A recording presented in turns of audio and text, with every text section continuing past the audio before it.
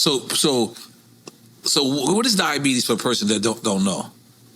I don't fucking know. So let's talk about Irv Gotti. This is an interview he did on Drink Champs about a year ago.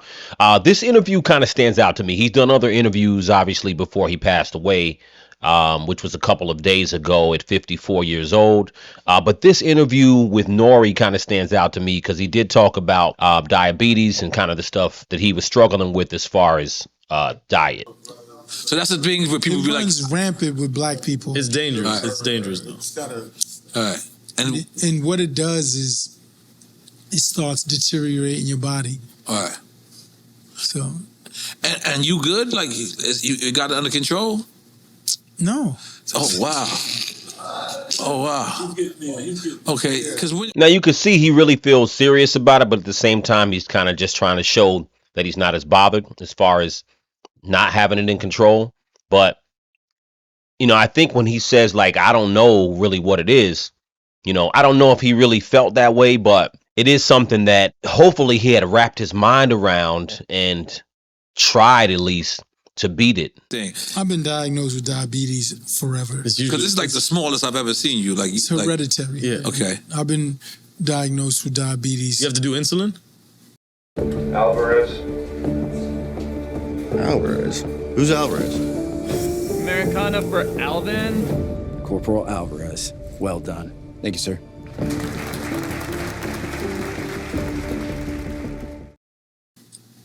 Time to time, not all the time, but time to time. Okay. When my number gets too high, shot. It's yes, it's reversible, but it's really a diet thing. You got to change the way you eat. Like be a vegan. Yeah.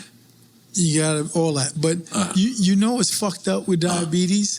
So anything that's you're gonna like or taste good, horrible for you. Mm-hmm. Fried chicken. Forget it. Killer. Like carbohydrates are all sugar. Cupcakes. Not killer. Broccoli. Spinach. I had some garlic broccoli last night. It was good. The garlic. Garlic's not good? Probably not.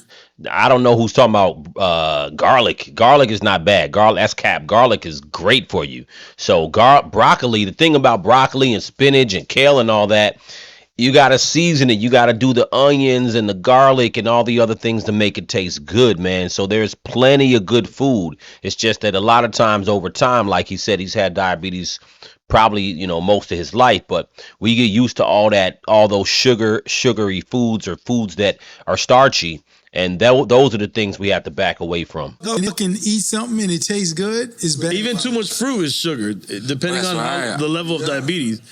Wow. Yeah. So watermelon, you can't have no watermelon? I can have fruit, but he has to watch how much of the sugar. Yeah, I said watermelon, not fruit. No, watermelon is a whole different thing for black people. This is why my kids get mad because I'm be telling them like, yo, I'm gonna live. Right.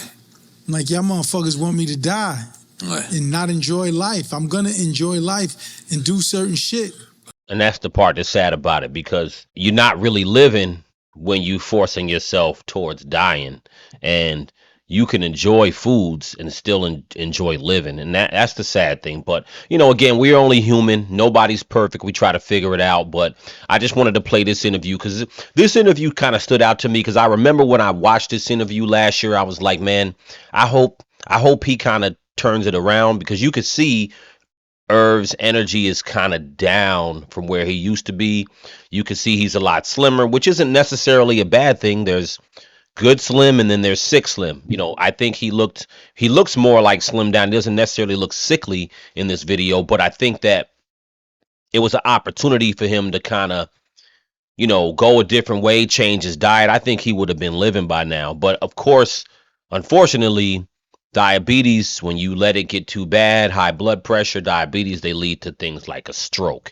And that's a big thing, you know what I'm saying? And that's a huge thing, especially in the black community amongst men. So I know when I went to the doctor a couple of years ago, 3 years ago or so, I remember the doctor saying that I was borderline high blood pressure.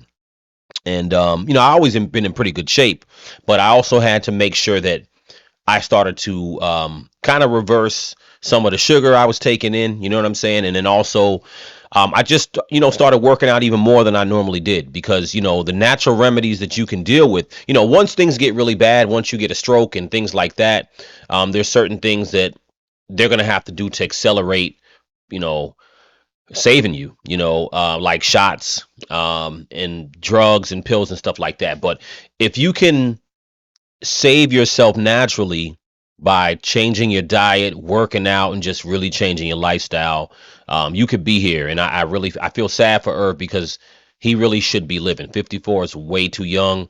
You guys let me know what you think in the comments. Again, I think this was one of the last interviews that really kind of had me thinking in my head about a year ago. I hope that he changes his life around because I believe this was before he had the first of the 2 strokes.